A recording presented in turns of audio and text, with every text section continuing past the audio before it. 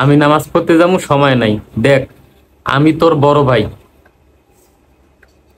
তুই বাপের সম্পত্তি পাবি, এই জন্য আইসস। আমি জানি সম্পত্তি আমি তোকে দেব। এখানে আমি আছি, বাকের আছে, তোকে সম্পত্তি যেভাবে ভাগ করে দেবো ওইভাবে কি মানবি? হ ভাই, আপনার উপরে আমার বিশ্বাস আছে, আর মানার মতো হলে আমি মানবো। এটা তুই কি বললি? বড় ভাই কি তোকে ঠকাবে নাকি? বাকের তুই থাম। ফাতেমা, তুই আমার ছোট বোন, আমি কি তোকে ঠকাবো? না ভাই, আমি এইটা কই নাই। তা তুই কোন ভাবে বললি?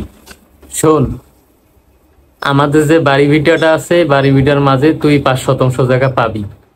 এই 5% জায়গার পরিবর্তে আমি তোকে যে বিলের মাঝখানে যে জায়গাটা আছে, ওখানে তোকে 5% জায়গা দেব, তুই ওখান থেকে নিস। আর এখানে তো আমি বাকের বাড়ি করে আছি, এটা তো আর বাড়ি ভাঙান যায় না, এখন তুই ওখান থেকে নিস। ভাই কিন্তু একটা তোকে সুন্দর কথা বলছে। হ ভাই, তো সুন্দর কথাই কইছে। আমি ভিটার জমিতে পাবো 5 শতক। এই 5 শতক জমির দাম হচ্ছে আমার 5 লাখ টাকা, মানে 1 লাখ টাকা করে শতক, 5 লাখ টাকা। আর আমার দিবা বিলের মাঝখানে, বিলের মাঝখানে তো 5 শতক জমির দাম 2.5 লাখ। ও, বিটার জমির দাম 1 লাখ টাকা শতক, আর এই জায়গার জমির দাম 50,000 টাকা শতক। এটা ভালো বুঝলি।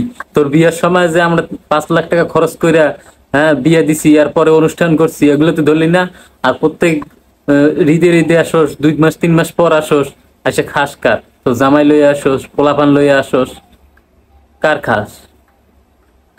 দেখ, ভাই যেভাবে ভাই যেভাবে বলছে ওইভাবে জমি ভাগ করে নিলে নে, আর না নইলে তুই যা, কোনে যাবি যা। দেখ, আমি তোর বড় ভাই, আমি তোকে জমি জায়গা ভাগ করে দিলাম, তুই কিন্তু নিলি না, আমার বিচার মানলি না।